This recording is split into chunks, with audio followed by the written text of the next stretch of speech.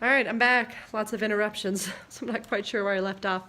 Okay, so I left off with the x's.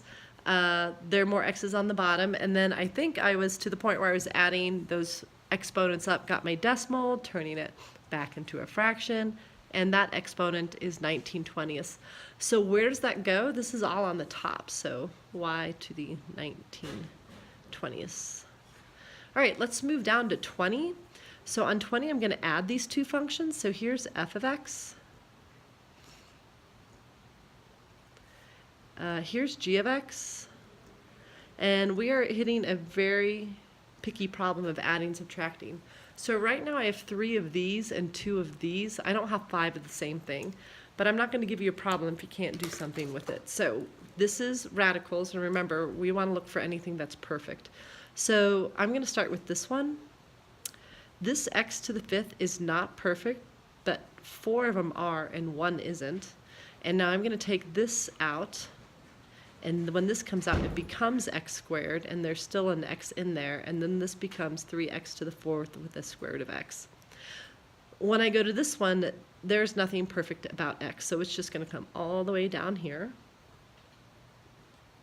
And now I have 3 of these, I have 2 more of those, so when I'm done, I have 5 of x to the 4th times the square root of x. And the last problem, g, or 19. So I'm going to take g of a, put that on top, and that's supposed to be an a, kind of looks like a 9, and f of a is on the bottom.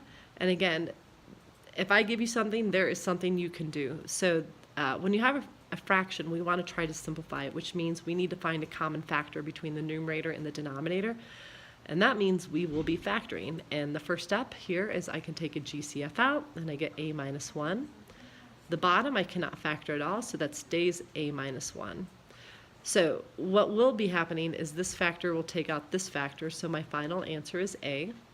And then as far as stating the domain goes, we do have an issue because we have a in the denominator, and whether you look here or here, it is possible for a to become, or I'm sorry, the denominator to become 0. So I would not want to pick 1 because 1 will make my denominator worth 0. So this is the function when it's simplified, and then this is the domain issue.